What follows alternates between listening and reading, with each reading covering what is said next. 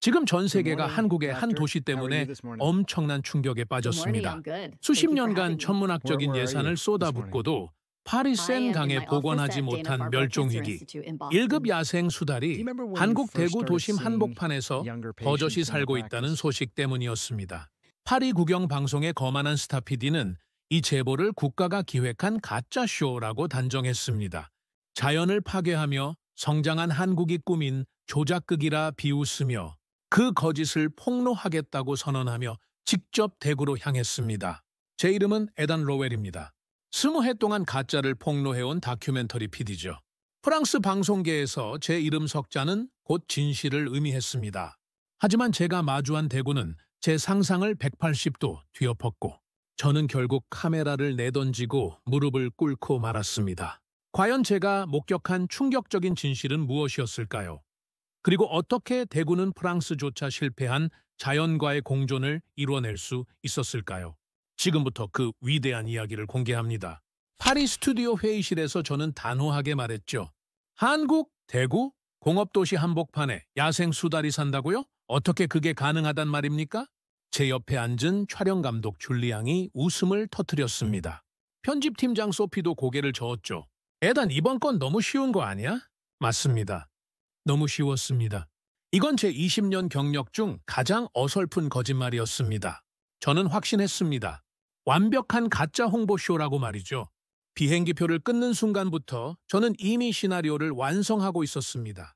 한국의 거짓 생태 조작극을 폭로한다. 제목까지 정해놨죠. 인터뷰 질문도 공격적으로 준비했습니다. 누가 이 거짓말을 기획했습니까? 얼마나 받았습니까? 시민들을 속이는 게 부끄럽지 않습니까? 파리발 인천행 12시간. 저는 노트북을 펴고 조롱 가득한 대본을 썼습니다. 팀원들은 제 어깨 너머로 보며 낄낄댔죠. 저는 자신 있게 말했습니다. 이번 건 내 경력 최고의 발목 잡기가 될 겁니다. 모두가 박수를 쳤습니다. 저도 웃었죠. 그렇게 저는 승리를 확신한 채 비행기에 몸을 실었습니다. 그런데 말입니다. 착륙 30분 전 창밖으로 대구가 보이기 시작했습니다. 저는 무심코 창문에 얼굴을 가까이 댔죠. 그리고 제 심장이 이상하게 뛰기 시작했습니다. 뭐지? 공업도시라며?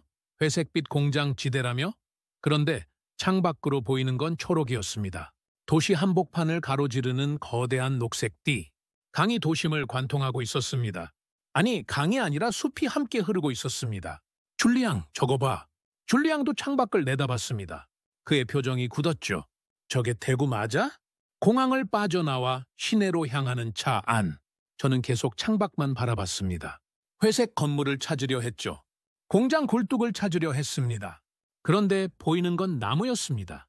아파트 단지마다 펼쳐진 녹지, 담장 대신 열린 공원, 도로변을 따라 끝없이 이어지는 가로수. 여기가 공업도시라고요? 저는 가이드에게 물었습니다.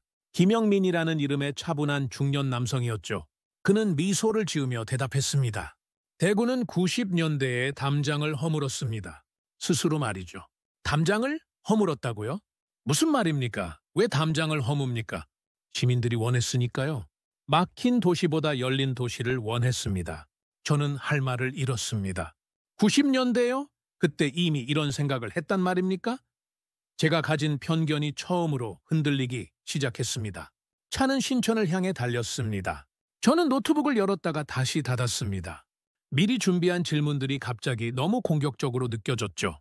아니, 저는 여전히 확신했습니다. 이건 분명 연출된 코스일 겁니다. 저를 속이려는 정교한 계획이겠죠. 곧 신천입니다. 김영민의 목소리가 들렸습니다. 저는 고개를 들었죠. 그리고 차 창밖으로 펼쳐진 풍경을 봤습니다. 강이었습니다. 아니, 강이 아니었습니다. 도시 한가운데를 가로지르는 거대한 생명의 띠였습니다. 물이 맑았습니다. 투명했죠. 강변엔 산책로가 이어졌고 사람들이 여유롭게 걷고 있었습니다. 이 도시 어디가 공업도시란 말입니까? 저는 중얼거렸습니다. 줄리앙도 말없이 카메라를 꺼내 들었죠. 소피는 촬영 일정표를 내려다보며 뭔가 메모하기 시작했습니다. 저는 불안했습니다. 처음 느껴보는 종류의 불안이었죠. 제가 틀렸을까요? 아니, 그럴 리 없습니다. 20해 동안 쌓아온 제 직감이 틀릴 리 없죠. 하지만 제 심장은 계속 빠르게 뛰고 있었습니다. 차에서 내렸습니다. 신천의 바람이 얼굴을 스쳤죠. 저는 강물을 내려다봤습니다. 물고기가 보였습니다. 맨눈으로 보일 정도로 물이 깨끗했습니다. 수달은 정말 여기 있습니까? 제 목소리가 떨렸습니다. 김영민은 고개를 끄덕였죠. 새벽에 자주 나타납니다.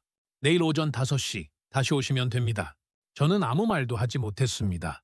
그저 강물만 바라봤죠. 뭔가 잘못됐습니다. 제 시나리오가 틀어지고 있었습니다. 아니, 제 확신이 흔들리고 있었죠. 나는 모르는 진실이 여기 숨어 있는 것일까요? 그 질문이 제 머릿속을 떠나지 않았습니다. 새벽 2시였습니다. 호텔 로비에서 촬영팀이 모였죠. 모두 긴장한 표정이었습니다. 줄리앙은 카메라를 껴안고 있었고 소피는 가방끈을 계속 만지작거렸습니다. 준비됐어? 제가 물었습니다. 아무도 대답하지 않았죠. 분위기가 이상했습니다. 파리에서라면 이 시간에 밖에 나간다는 건 상상도 할 수 없는 일이니까요. 여긴 위험할 수 있어. 장비 조심하고. 저는 팀원들에게 경고했습니다. 새벽 2시. 프랑스 기준으로는 완벽한 범죄 시간대죠. 어떤 도시든 이 시간만큼은 조심해야 합니다. 그게 상식이었습니다. 택시를 타고 신천으로 향했습니다. 거리는 고요했죠. 가로등만 외롭게 빛나고 있었습니다. 줄리앙이 창문을 올렸습니다. 소피는 가방을 무릎 위에 올려놓았죠. 너무 조용한데요. 소피가 속삭였습니다. 저도 그렇게 느꼈죠. 이상할 정도로 병원했습니다. 파리였다면 벌써 수상한 기운이 느껴졌을 겁니다. 신천에 도착했습니다. 강변은 어둠 속에 잠겨 있었죠. 가로등이 희미하게 산책로를 비추고 있었습니다. 저는 카메라 가방을 단단히 움켜쥐었습니다. 다들 붙어서 다녀. 알았지? 팀원들이 고개를 끄덕였습니다. 우리는 천천히 강변을 걷기 시작했죠. 발소리만 들렸습니다. 풀벌레 소리, 강물 흐르는 소리. 너무 평화로웠습니다. 그래서 더 무서웠죠. 그때였습니다. 저 멀리서 발소리가 들렸습니다. 규칙적인 발소리. 누군가 달려오고 있었죠. 뭐야? 줄리앙이 제 팔을 잡았습니다. 우리는 모두 그쪽을 쳐다봤죠. 어둠 속에서 인형이 나타났습니다. 20대 여성이었습니다. 이어폰을 끼고 있었죠. 혼자였습니다. 조깅복을 입고 가볍게 달리고 있었습니다. 우리를 스쳐 지나가며 고개를 살짝 숙였죠. 뭐야 이게? 저는 얼어붙었습니다. 새벽 2시에요? 여자가 혼자서 조깅을요? 에단 이거 말이 돼? 줄리앙이 물었습니다. 저도 모르겠었습니다. 파리였다면 절대 불가능한 일이죠. 아니, 유럽 어느 도시에서도 상상할 수 없는 광경이었습니다. 저 여자 제정신이야? 소피가 중얼거렸습니다. 저도 같은 생각이었죠. 위험하다는 걸 모르는 걸까요? 아니면 정말로 안전한 걸까요? 우리는 계속 걸었습니다. 마음이 복잡했죠. 제 상식이 흔들리기 시작했습니다. 새벽 3시가 됐습니다. 이번엔 더 충격적인 광경이 펼쳐졌습니다. 70대로 보이는 노부부가 손을 잡고 걷고 있었습니다. 웃으면서요? 강변을 여유롭게 산책하고 있었죠. 마치 나처럼 자연스럽게 말입니다. 저 사람들 봤어? 제 목소리가 떨렸습니다. 줄리앙은 카메라를 들었다가 내렸습니다. 뭘 찍어야 할지 모르겠다는 표정이었죠. 노부부는 우리를 보더니 환하게 웃으며 인사했습니다. 안녕하세요. 저는 멍하니 고개만 숙였습니다. 할 말이 없었죠. 새벽 3시에 노인 2분이 강변을 산책한다고요? 두려움도 없이요? 이게 대체 어떻게 된 거야? 저는 중얼거렸습니다. 제 머릿속 시나리오가 무너지고 있었습니다. 이건 제가 아는 세상이 아니었습니다. 그리고 결정타가 날아왔습니다. 새벽 3시 30분, 대학생으로 보이는 청년이 자전거를 타고 지나갔습니다. 야간 배달이 아니었죠. 그냥 라이딩이었습니다. 취미로 자전거를 타고 있었던 겁니다. 말도 안 돼! 저는 소리를 질렀습니다. 참을 수가 없었죠. 이건 상식적으로 불가능한 일들이었습니다. 이거 연출 아니야? 엑스트라 동원한 거 아니야? 줄리앙도 의심하기 시작했습니다. 저도 그렇게 믿고 싶었죠. 그게 더 합리적이니까요. 김영민이 옆에서 조용히 웃었습니다. 연출이라니요? 이건 평범한 대구입니다. 평범하다고요? 평범하다는 게 말이 됩니까? 새벽 2시에 여자가 혼자 조깅을 하고 70대 노인이 산책을 하고 대학생이 자전거를 타는 게 평범하단 말입니까? 제 목소리가 높아졌습니다. 김영민은 여전히 차분했죠. 네, 대구는 원래 이래요. 저는 할 말을 잃었습니다. 파리였다면요? 런던이었다면요? 뉴욕이었다면요? 새벽 2시에 거리를 걷는 건 목숨을 거는 일입니다. 그런데 여긴 다릅니다. 완전히 다른 세계였습니다. 도대체 이 도시는 뭡니까? 저는 김영민에게 물었습니다. 그는 신천을 바라보며 대답했죠. 안전한 도시입니다. 시민들이 만든 도시예요. 시민들이 만든 도시라고요? 저는 강물을 내려다봤습니다. 어둠 속에서도 물이 흐르는 소리가 들렸죠. 그 소리가 제 마음을 두드렸습니다. 이 도시엔 제가 모르는 무언가가 분명히 존재했습니다. 그리고 그 무언가는 제 20년 경력을 비웃고 있었습니다. 새벽 5시까지 기다렸습니다. 수달은 나타나지 않았습니다. 저는 카메라를 내려놓았죠. 줄리앙도 한숨을 쉬었습니다. 소피는 피곤한 표정으로 가방을 챙겼습니다. 역시 없었어? 제가 말했습니다. 마지막 자존심을 지키려는 목소리였죠. 제보는 가짜였어. 내 직감이 맞았다고. 하지만 제 목소리엔 확신이 없었습니다. 새벽에 본 광경들이 계속 머릿속을 맴돌았죠. 혼자 조깅하던 여성, 산책하던 노부부, 자전거 타던 청년. 호텔로 돌아가자. 우리는 신천을 떠났습니다. 동이 트기 시작했죠. 강물이 은빛으로 빛났습니다. 아름다웠습니다. 인정하고 싶지 않았지만 말이죠. 호텔 로비에 도착했습니다. 저는 방으로 올라가려다 멈춰 섰습니다. 가방이 없었습니다. 내 가방은? 심장이 철렁 내려앉았습니다. 검은색 백팩. 거기엔 여권이 들어있었습니다. 현금도 있었죠. 그리고 가장 중요한 것. 촬영 원본 데이터가 전부 담긴 하드디스크가 있었습니다. 가방? 내 가방 어디 갔어? 저는 소리쳤습니다. 줄리앙과 소피가 놀라서 뛰어왔죠. 신천에 두고 온 거 아냐? 줄리앙이 물었습니다. 저는 머리를 쥐어뜯었죠. 끝났어. 완전히 끝났어. 여권 없이 어떻게 돌아갑니까? 데이터 없이 어떻게 방송을 만듭니까? 20년 경력이 한순간에 무너지는 순간이었습니다. 빨리 신천으로 가! 우리는 택시를 잡아탔습니다. 제 손이 떨렸죠. 식은땀이 흘렀습니다. 프랑스였다면 이미 끝난 겁니다. 누군가 가져갔겠죠. 당연히 말입니다. 신천에 도착했습니다. 저는 차에서 뛰어내렸습니다. 우리가 앉았던 벤치로 달려갔죠. 그리고 멈춰 섰습니다. 가방이 있었습니다. 벤치 위에 그대로 놓여 있었습니다. 이게 뭐야? 제 목소리가 떨렸습니다. 새벽 5시부터 지금까지 1시간도 넘게 지났습니다.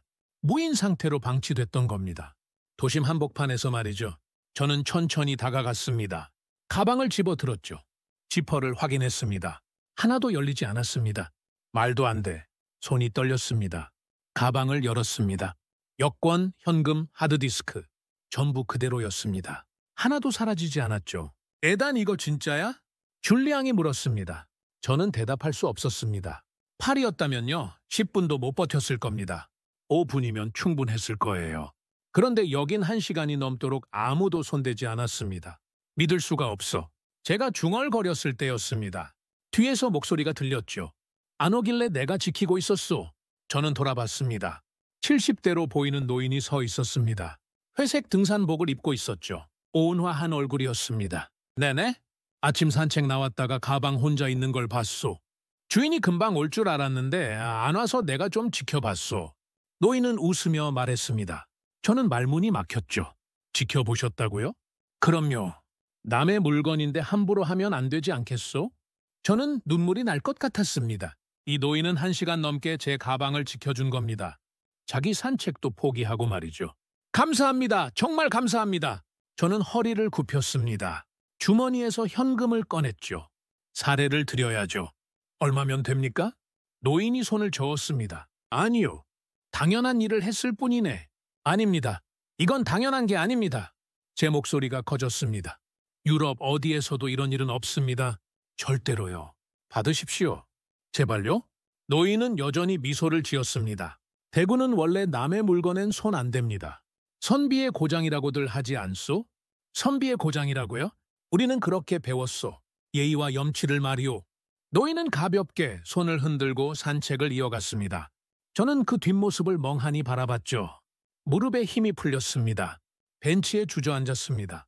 가방을 꽉 껴안았죠. 에단 괜찮아? 줄리앙이 물었습니다. 저는 고개를 저었습니다. 괜찮지 않았죠. 내가 믿어온 모든 게 틀렸어. 제 목소리가 떨렸습니다. 20년 동안 저는 사람을 의심하며 살았습니다. 모든 걸 의심했죠. 그게 제 무기였습니다. 그런데 이 도시는 달랐습니다. 사람들이 달랐죠. 대구가 뭐길래? 저는 중얼거렸습니다. 눈물이 흘렀습니다. 제 오만함이 부서지는 소리가 들렸죠. 이 도시의 진실은 제가 찾으려던 가짜 수달보다 훨씬 위대했습니다. 저는 처음으로 무릎을 꿇었습니다. 마음으로 말이죠. 호텔로 돌아왔지만 잠을 잘 수 없었습니다. 가방 사건이 머릿속을 떠나지 않았죠. 노인의 얼굴, 그 온화한 미소, 당연한 일을 했을 뿐이라던 말. 아침 9시 김영민에게서 연락이 왔습니다. 오늘은 뿌리를 보게 될 겁니다. 뿌리라고요? 저는 무슨 말인지 몰랐죠. 하지만 거절할 수 없었습니다. 이 도시에 대해 더 알고 싶었으니까요. 로비에서 김영민을 만났습니다. 그의 표정이 평소와 달랐습니다. 더 진지했죠. 더 무게감이 있었습니다. 오늘 갈 곳은 특별합니다. 그가 말했습니다. 저는 고개를 끄덕였죠. 카메라를 챙겼습니다. 뭔가 중요한 걸 찍게 될 것 같았습니다. 차는 도심 한복판으로 향했습니다. 번화가를 지나 좁은 골목으로 들어갔죠. 그리고 멈춰 섰습니다. 붉은 벽돌 건물이 보였습니다. 계산성당입니다. 김영민이 말했습니다. 고딕 양식의 아름다운 성당이었죠. 100년도 넘은 건물 같았습니다. 여기가 왜요? 제가 물었습니다. 김영민은 성당 옆을 가리켰습니다. 하늘로 이어지는 돌계단이 보였습니다. 90개입니다. 이 계단을 오르면 알게 됩니다. 90개요? 저는 계단을 올려다 봤죠. 가파랐습니다. 끝이 보이지 않을 정도였습니다. 자, 올라가시죠. 김영민이 앞장섰습니다. 저는 따라갔죠. 첫 계단을 밟았습니다. 돌이 차갑게 느껴졌습니다. 1919년 김영민의 목소리가 들렸습니다. 이 계단에서 만세가 터져 나왔습니다. 저는 걸음을 멈췄습니다. 1919년이라고요? 3.1운동이요? 네! 학생들이 이 계단을 내려가며 만세를 외쳤습니다. 거리로 쏟아져 나갔죠. 대구 전체가 울렸습니다. 저는 발밑을 내려다봤습니다. 100년도 넘은 돌계단, 그 위를 수많은 학생이 뛰어내려갔겠죠. 독립을 외치며 말입니다. 심장이 두근거렸습니다. 20계단을 올랐습니다. 숨이 차기 시작했죠. 1907년 김영민이 다시 말했습니다. 국채보상운동이 시작된 곳도 바로 대구입니다. 국채보상운동이요? 나라 빚을 갚자는 운동이었습니다. 남자는 담배를 끊고 여자는 비녀를 팔았습니다. 저는 멈춰 섰습니다. 비녀를요? 머리에 꽂던 비녀를 팔아서 나라 빚을 갚겠다고 나선 겁니까? 네. 전 국민이 자발적으로 움직였습니다. 여기 대구에서 시작됐죠. 제 손이 떨렸습니다. 비녀를 팔았다고요? 자발적으로요? 이런 역사를 저는 왜 몰랐습니까? 제 목소리가 갈라졌습니다. 김영민은 잠시 멈춰 섰습니다. 세계는 한국을 잘 모릅니다. 하지만 우리는 여기 있었습니다. 언제나 말이죠. 저는 계단을 다시 올랐습니다. 발걸음이 무거웠죠. 돌 하나하나가 심장을 짓누르는 듯 했습니다. 40계단을 지났습니다. 땀이 흘렀죠. 하지만 멈출 수 없었습니다. 예의와 염치, 김영민이 말했습니다. 대구 사람들은 그렇게 배웠습니다. 나라가 어려우면 내가 먼저 나선다고 말이죠. 저는 고개를 들었습니다. 김영민의 눈빛이 뜨겁게 빛났습니다. 어제 만난 노인 기억하시죠? 가방을 지켜준 그분 말입니다. 네, 그게 대구입니다. 당연한 일을 당연하게 하는 사람들이죠. 제 눈에 눈물이 맺혔습니다. 70계단을 올랐습니다. 숨이 가빠졌죠. 다리가 떨렸습니다. 1950년 김영민의 목소리가 낮아졌습니다. 낙동강 방어선입니다. 저는 멈춰 섰습니다. 여기가 무너졌다면 대한민국은 없었습니다. 그의 말이 가슴을 때렸습니다. 마지막 보루였습니다. 대구가 버텼습니다. 시민들이 버텼죠. 나라를 지켰습니다. 저는 숨을 헐떡였습니다. 땅에서 올라오는 긴박함이 느껴졌죠. 100년 전의 함성, 70년 전의 총성이 들리는 것 같았습니다. 나는 지금까지 무엇을 믿고 살아온 겁니까? 제가 중얼거렸습니다. 20년 동안 저는 진실을 찾는다고 믿었습니다. 하지만 진짜 진실을 모르고 있었죠. 90계단 끝에 올랐습니다. 도시가 내려다 보였습니다. 대구 전체가 눈에 들어왔죠. 초록빛 도시, 강이 흐르는 도시, 사람들이 사는 도시. 우리는 원래 그런 사람들입니다. 김영민이 말했습니다. 100년 전에도 지금도 앞으로도 말이죠. 저는 무릎이 꺾일 것 같았습니다. 90계단 위에서 저는 처음으로 진짜를 본 것 같았습니다. 이 도시는 우연이 아니었습니다. 100년의 정신이 만든 기적이었죠. 저는 카메라를 들었습니다. 손이 떨렸습니다. 셔터를 눌렀죠. 이 순간을 담아야 했습니다. 제 인생이 바뀌는 이 순간을 말입니다. 다음 날 새벽 4시였습니다. 저는 다시 신천으로 향했습니다. 이번이 마지막이라고 생각했죠. 수다를 보든 못 보든 오늘로 끝입니다. 하지만 제 마음은 이미 바뀌어 있었습니다. 가방 사건, 90계단, 100년의 역사, 모든 게 제 안에서 소용돌이치고 있었죠. 저는 더 이상 폭로자가 아니었습니다. 증인이 되고 싶었습니다. 강변에 도착했습니다. 아직 어두웠죠. 하지만 동쪽 하늘이 조금씩 밝아지고 있었습니다. 오늘은 다를 겁니다. 김영민이 말했습니다. 저는 고개를 끄덕였죠. 다르길 바랐습니다. 카메라를 설치했습니다. 삼각대를 고정하고 렌즈를 맞췄죠. 줄리앙도 예비 카메라를 준비했습니다. 소피는 녹음 장비를 점검했습니다. 자, 이제 기다립시다. 김영민이 말했습니다. 우리는 조용히 앉았죠. 강물 소리만 들렸습니다. 새벽 공기가 맑았습니다. 차가운 바람이 얼굴을 스쳤죠. 저는 강물을 바라봤습니다. 물이 투명했습니다. 유리처럼 맑았죠. 도심 한복판에서 이런 물을 본 건 처음이었습니다. 파리센 강은 탁했죠. 런던 템스 강도 마찬가지였습니다. 그런데 여기 신천은 달랐습니다. 물이 왜 이렇게 깨끗합니까? 제가 물었습니다. 김영민이 미소 지었죠. 시민들이 지켰으니까요. 40년 넘게 말입니다. 40년이요? 오염됐던 강을 되살렸습니다. 쓰레기를 줍고 수지를 관리하고 생태계를 복원했죠. 시민들이 직접 나섰습니다. 저는 할 말을 잃었습니다. 40년요? 그 긴 시간을 말입니까? 동이 트기 시작했습니다. 하늘이 주황빛으로 물들었죠. 강물도 함께 빛났습니다. 은빛과 주황빛이 섞였습니다. 아름다웠습니다. 저기요. 김영민이 속삭였습니다. 손으로 강 상류를 가리켰죠. 저는 숨을 죽였습니다. 물 위에서 뭔가 움직였습니다. 첨벙. 물보라가 일었습니다. 저는 카메라를 움켜쥐었죠. 줄리앙이 녹화 버튼을 눌렀습니다. 그리고 나타났습니다. 수달이었습니다. 어미 수달이 물 위로 고개를 내밀었죠. 그 뒤로 새끼 2마리가 따라왔습니다. 작고 귀여운 몸짓으로 헤엄치고 있었습니다. 오오. 제 입에서 신음이 새어나왔습니다. 진짜였습니다. 정말로 수달이 있었던 겁니다. 어미 수달이 물고기를 잡았습니다. 새끼들에게 나눠줬죠. 그들은 장난치듯 물속을 오갔습니다. 도시의 소음도 인간도 두려워하지 않았습니다. 믿을 수가 없어요. 소피가 중얼거렸습니다. 저도 같은 심정이었죠. 수달 가족은 우리 앞을 유유히 지나갔습니다. 마치 도심의 주인처럼 자연스러웠죠. 인공적인 게 하나도 없었습니다. 완벽한 자연이었습니다. 카메라가 떨어졌습니다. 제 손에서 말입니다. 저는 2 손으로 얼굴을 가렸습니다. 눈물이 쏟아졌죠. 에든? 줄리앙이 놀라서 물었습니다. 저는 대답할 수 없었습니다. 20년입니다. 20년 동안 저는 가짜를 찾아다녔습니다. 거짓을 폭로하며 살았죠. 그게 제 정체성이었습니다. 그런데 여기서 진짜를 만났습니다. 가짜를 찾아오다가 진짜를 만났구나. 제가 울먹이며 말했습니다. 김영민이 제 어깨에 손을 올렸죠. 수다를 지킨 건 기술이 아닙니다. 그가 말했습니다. 사람들의 마음입니다. 사람들의 마음이라고요? 40년 전 대구 시민들은 결심했습니다. 강을 되살리자고 말이죠. 공장을 옮기고 오염을 막고 생태계를 복원했습니다. 아무도 시키지 않았습니다. 스스로 한 겁니다. 저는 고개를 들었습니다. 수달 가족이 여전히 물 위에서 놀고 있었죠. 국제보상운동처럼요? 제가 물었습니다. 김영민이 고개를 끄덕였습니다. 네, 100년 전이나 지금이나 똑같습니다.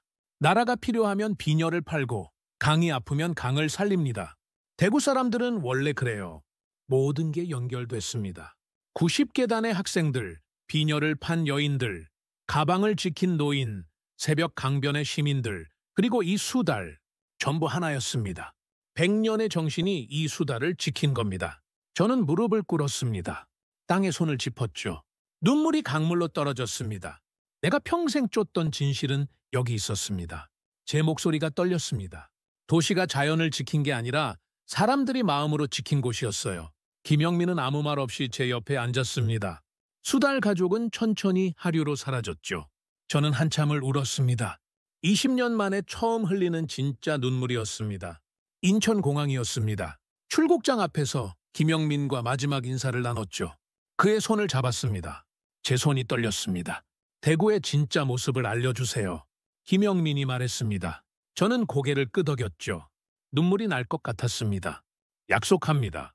제가 대답했습니다. 그리고 돌아섰죠. 더 이상 견딜 수 없었습니다. 비행기에 올랐습니다. 12시간 동안 파리로 향하는 길이었죠. 하지만 잠을 잘 수 없었습니다. 노트북을 펴도 아무것도 쓸 수 없었습니다. 머릿속엔 수달이 떠올랐죠. 새끼 수달이 장난치던 모습, 어미가 물고기를 잡던 모습, 그리고 90계단이 보였습니다. 학생들이 만세를 외치며 뛰어내려가는 모습, 비녀를 팔던 여인들, 가방을 지키던 노인. 어떻게 이걸 전달하지? 저는 중얼거렸습니다. 줄리앙이 옆에서 자고 있었죠. 저만 깨어 있었습니다. 창밖은 어두웠습니다. 구름만 보였죠. 하지만 제 머릿속은 밝았습니다. 너무 밝아서 눈이 부셨습니다. 파리에 도착했습니다. 공항을 빠져나와 곧장 방송국으로 향했습니다. 사무실 문을 박차고 들어갔죠. 국장님! 국장이 놀라서 저를 봤습니다. 커피를 마시다 멈춘 상태였죠. 에단? 벌써 왔어? 촬영은 어땠어? 저는 숨을 크게 들이마셨습니다. 기존 시나리오 전부 폐기합니다. 국장의 얼굴이 굳었습니다. 뭐라고? 조롱 시나리오요? 전부 버립니다. 새로 만들겠습니다. 국장이 자리에서 일어났습니다. 얼굴이 붉어졌죠. 미쳤냐? 15년 동안 하던 방식을 버린다고? 네가 만든 방식이잖아. 압니다. 제가 대답했습니다. 하지만 이번만큼은 폭로가 아닙니다. 발견입니다. 발견? 무슨 발견? 진실입니다. 국장이 책상을 쳤습니다. 시청률이 나오겠어? 그런 이야기로? 나옵니다. 제 목소리가 단호했습니다. 제 경력을 겁니다. 이번 다큐는 반드시 성공합니다. 국장이 한참을 저를 노려봤습니다. 저도 물러서지 않았죠. 눈을 마주쳤습니다. 요아! 하지만 실패하면 너도 끝이야. 각오했습니다. 저는 편집실로 향했습니다. 문을 잠갔죠. 아무도 들어오지 못하게 했습니다. 3일이 시작됐습니다. 커피와 샌드위치로 버텼습니다. 잠은 2~3시간씩만 잤죠. 나머지 시간은 편집에 몰두했습니다. 영상을 다시 봤습니다. 새벽 신천의 장면, 90계단의 장면, 수달 가족의 장면, 모든 장면이 보석이었습니다. 내레이션을 녹음했습니다. 저는 확신했습니다. 이건 가짜라고 말이죠. 제 목소리가 스피커로 흘러나왔습니다. 떨리는 목소리였죠. 하지만 저는 틀렸습니다. 완전히 틀렸습니다. 녹음을 멈췄습니다. 다시 했습니다. 10번도 넘게 했죠. 감정이 제대로 담기지 않았습니다. 가짜를 찾으러 갔다가 진짜를 만났습니다. 목이 메었습니다. 눈물이 흘렀죠. 모니터 앞에서 저는 무너졌습니다. 20년 동안 쌓아온 오만함이 부서졌습니다. 제 편견이 산산조각났죠. 그 파편이 가슴을 찔렀습니다. 김영민의 말이 계속 귀에 맴돌았습니다. 저는 중얼거렸습니다. 우리는 원래 그런 사람들입니다. 편집을 이어갔습니다. 밤을 새웠죠. 아침이 오고 다시 밤이 왔습니다. 시간 감각이 사라졌습니다. 영상이 완성돼 갔습니다. 대구의 새벽, 시민들의 얼굴, 90계단의 역사, 신천의 맑은 물, 그리고 수달. 모든 게 하나로 연결됐습니다. 제목을 정해야 했습니다. 뭐라고 불러야 하지? 저는 고민했습니다. 대구의 기적? 아닙니다. 너무 가볍죠. 수달이 사는 도시? 그것도 아닙니다. 선비의 강. 제가 중얼거렸습니다. 선비의 강 대구. 그거였습니다. 강 신천. 선비 시민정신. 100년의 DNA. 모든 걸 담는 이름이었죠. 이게 제목이다. 저는 키보드를 쳤습니다. 화면에 제목이 떴습니다. 선비의 강 대구.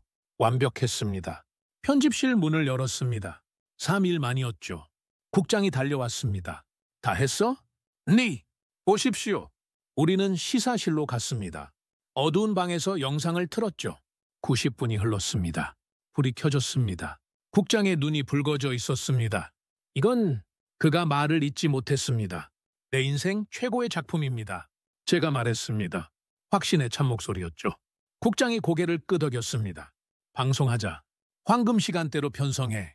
저는 안도의 한숨을 쉬었습니다. 싸움은 끝났습니다. 이제 세상에 내보낼 시간이었죠. 프랑스 황금 시간대 저녁 8시였습니다. 일주일 후였습니다. 파리시청에서 긴급 기자회견이 열렸습니다. 저도 초대받았죠. 무슨 일인지 몰랐습니다. 시장이 단상에 올랐습니다. 파리는 대구 모델을 도입합니다. 제 귀를 의심했습니다. 대구 모델이라고요? 신천의 치안 시스템을 센 강에 적용하겠습니다. 시민 안전 프로젝트를 시작합니다. 기자들이 웅성거렸습니다. 시장이 계속 말했죠. 도시는 기술이 아니라 시민 품격으로 완성됩니다. 대구가 그걸 증명했습니다. 카메라 플래시가 터졌습니다. 저는 멍하니 앉아 있었죠. 프랑스 언론 첫 머리 기사는 전부 대구였습니다. 대구 21세기 도시의 모델. 한국 도시가 유럽에 가르친 것. 우리가 놓친 시민 정신. 제 휴대폰이 울렸습니다. 하버드 대학교입니다. 강연 요청드립니다. 하버드라고요? 옥스퍼드에서도 연락 왔습니다. 소피가 소리쳤습니다. 세계 최고 대학들이 저를 부르고 있었습니다. 한 달 후 저는 하버드 강연장에 서 있었습니다. 3,000명이 앉아 있었습니다. 교수들, 학생들, 언론인들 모두 저를 보고 있었죠. 대구 시민의식의 기원은 어디서 옵니까? 한 교수가 물었습니다. 저는 숨을 들이마셨죠. 100년입니다. 제가 대답했습니다. 1907년 국채보산군동부터 시작됐습니다. 빈혈을 팔아 나라를 구했던 사람들. 그 정신이 지금까지 이어졌습니다. 강연장이 조용했습니다.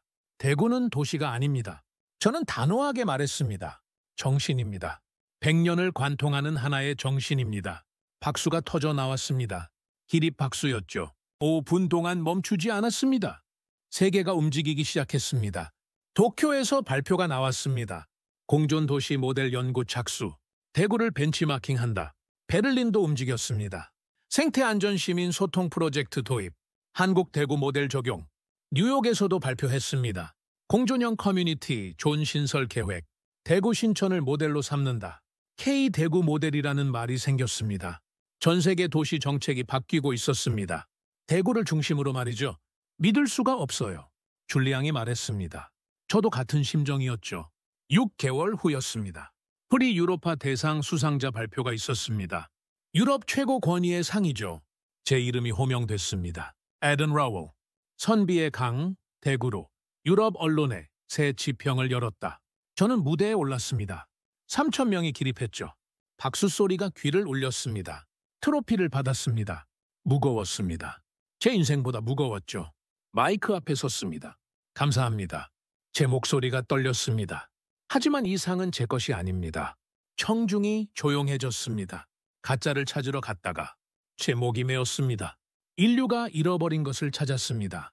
눈물이 흘렀습니다. 대구는 우리에게 물었습니다. 도시란 무엇이냐고? 시민이란 무엇이냐고? 인간이란 무엇이냐고?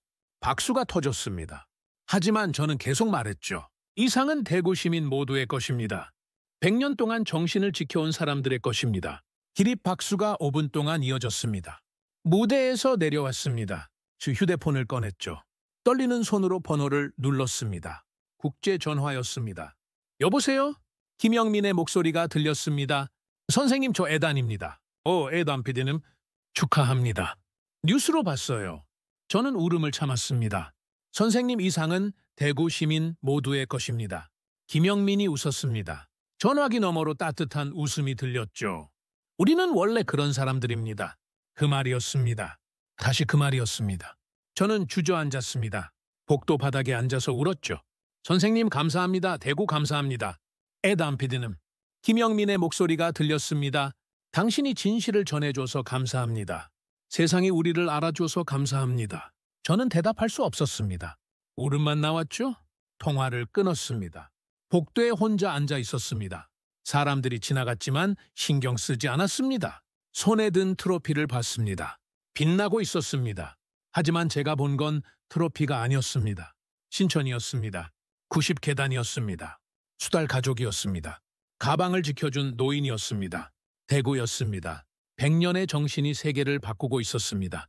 그리고 저는 그 증인이 됐습니다. 감사합니다, 대구. 저는 중얼거렸습니다.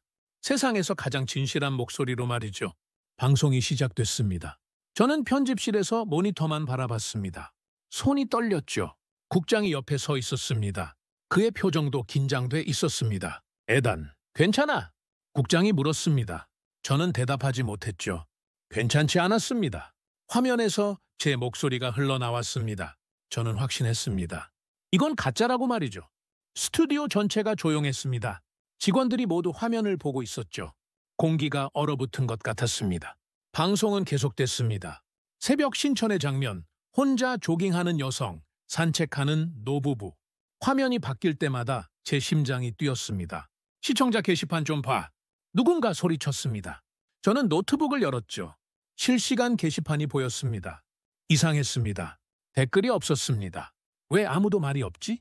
줄리앙이 당황한 목소리로 물었습니다. 평소라면 벌써 댓글이 수백 개는 달렸을 시간이었죠. 조롱, 비판, 논쟁, 그게 정상이었습니다. 그런데 지금은 침묵이었습니다. 이거 뭔가 잘못된 거 아냐? 소피가 불안해했습니다. 저도 같은 생각이었죠. 너무 조용했습니다. 방송은 중반을 지나갔습니다. 90계단 장면이 나왔습니다. 제 목소리가 떨리며 내레이션 했죠. 돌계단 하나하나가 심장을 짓누르는 듯했습니다. 여전히 댓글이 없었습니다. 서버 문제인가? 국장이 기술팀에게 물었습니다. 기술팀장이 고개를 저었죠. 서버는 정상입니다. 접속자는 계속 늘고 있어요. 접속자는 늘고 있는데 댓글이 없다고요? 모두 화면에 집중하고 있는 겁니다. 기술팀장이 말했습니다. 저는 숨을 죽였죠. 방송이 끝나갔습니다. 수달 가족이 화면에 나타났습니다. 새끼 수달이 장난치는 장면, 제 울먹이는 목소리, 가짜를 찾아오다가 진짜를 만났습니다. 화면이 어두워졌습니다. 엔딩 크레딧이 올라갔죠. 그 순간이었습니다. 삐삐삐삐삐. 경보음이 울렸습니다. 서버가. 기술팀장이 소리쳤습니다. 화면을 보니 댓글이 폭주하고 있었습니다. 1초에 수십 개씩 달리고 있었죠. 서버 다운됐습니다. 재가동하세요. 국장이 외쳤습니다. 스튜디오가 아수라장이 됐죠.